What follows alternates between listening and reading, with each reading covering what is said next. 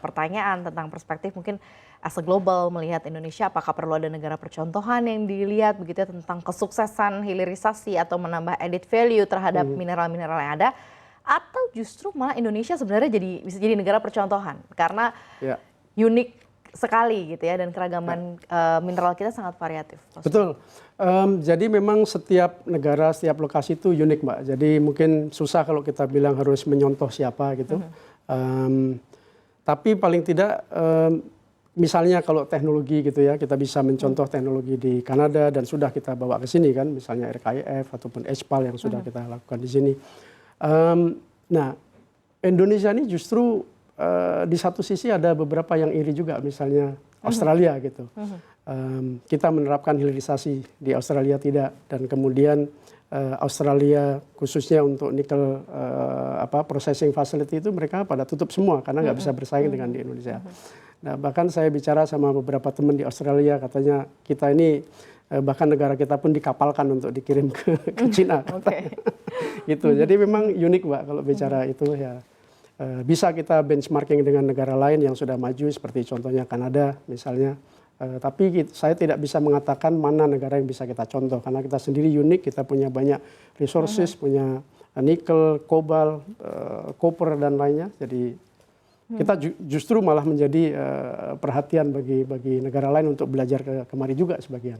Kalau dilihat dari portofolionya Hatch sendiri, menggarap begitu ya, atau menjadi konsultan menggarap mineral-mineral yang ada di Indonesia, dari mulai nikel gitu ya, kemudian ada bauxite juga, copper, alumina dan lain sebagainya.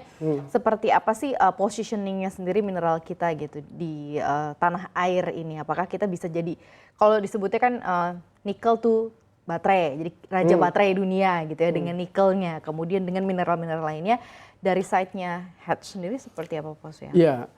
Well, saat ini kita sudah raja nikel dunia kan, kita sudah #1 exporter nikel in the world memang. Kita tidak punya lithium, yang punya lithium itu Australia dan negara lain. Sedangkan baterai memang membutuhkan lithium juga, jadi kita tidak bisa berjalan sendiri hanya dengan nikel sama kobalt kita tentu. Jadi kita tetap butuh kolaborasi dengan negara lain. Tapi ya di dunia nikel kita sudah nomor 1. Copper kita juga termasuk top tier. Kita punya Freeport, punya juga sekarang Aman Mineral misalnya, ada Merdeka Copper yang juga semua resource-nya cukup banyak sekali. Peluangnya juga masih sangat besar sekali ya? Peluangnya masih sangat besar sekali dan masih jauh sekali. Industri nikel misalnya, itu baru sekedar memproses ore menjadi ferronikel, yang mana kontennya sekitar 10% sampai 20%. Lalu MHP untuk baterai pun sekitar itu. Jadi masih banyak downstream processing yang harus kita lanjutkan gitu. Nggak berhenti di situ saja. Jangan berhenti di ferronikel, MHP, kita harus menjadi sulfat, lalu kemudian menjadi baterai material, katot dan seterusnya sampai ke baterai sendiri. Jadi kalau pemerintah itu pernah mencanangkan dan punya ambisi untuk menjadi katakanlah raja baterai atau menjadi hub baterai industri untuk di region ini, kita masih jauh dan panjang untuk itu. Dan masih banyak industri-industri yang harus dibangun buat menuju ke sana. Masih panjang ya, dan karena kita baru started ya. Baru mulai, permulaan ini. Nah sekarang apa saja nih proyek-proyek strategis atau yang paling terbaru nih yang lagi dikerjakan oleh Hatch Indonesia?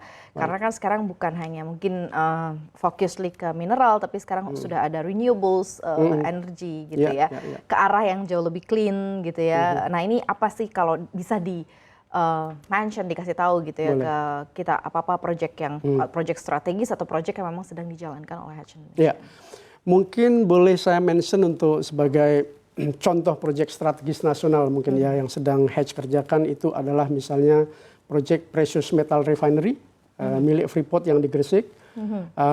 Itu proyek dengan teknologi tinggi.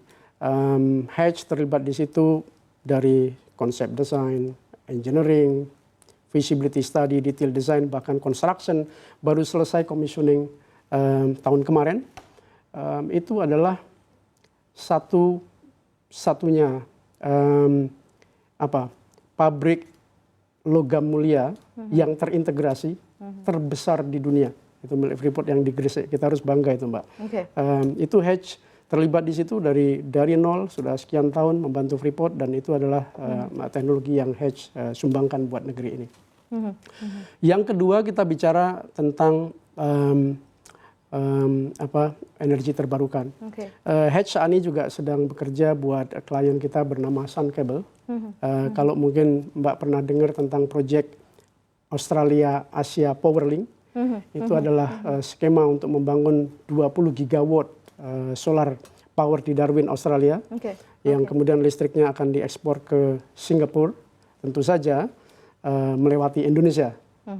4.000 kilometer submarine kabel transmission, itu teknologi baru, dan kalau itu sudah terbangun, itu pun akan menjadi transmisi bawah laut pertama terbesar di dunia. Hatch terlibat di situ sebagai partner utama kepada Sun Cable. Dan masih running saat ini. Dan gitu ya? Masih sangat awal sekali. Masih sangat awal itu sekali. Adalah 10 tahun project. Wow, 10 years project ya, masih sangat panjang. 20 billion, so it's a big project, Mbak. Kalau kita balikan ke Gresik tadi itu tantangannya apa sih sebenarnya so far menjalankan project-project seperti ini gitu ya? Apakah ada tantangan terbesar di SDM kah gitu, source of technology kah? Apa yang selama ini dihadapi oleh Hatch Indonesia? Jadi memang begini, karena hilirisasi ini dan semua booming industri mining ini dalam waktu singkat ya Mbak ya, dalam waktu singkat mungkin kurang dari 10 tahun. Dan kita tidak siap dengan itu sebenarnya. Universitas-universitas besar kita kayak ITB, UGM dan lain-lain itu tidak menghasilkan mining engineer, proses engineer sebanyak yang dibutuhkan. Sedangkan satu smelter saja itu membutuhkan paling enggak 1.000-1.500 tenaga kerja. Tentu tidak semuanya harus lulusan university, tapi segitu banyaknya. Gitu. Jadi demand terhadap skill worker dan juga para proses, khususnya proses engineer itu sangat banyak.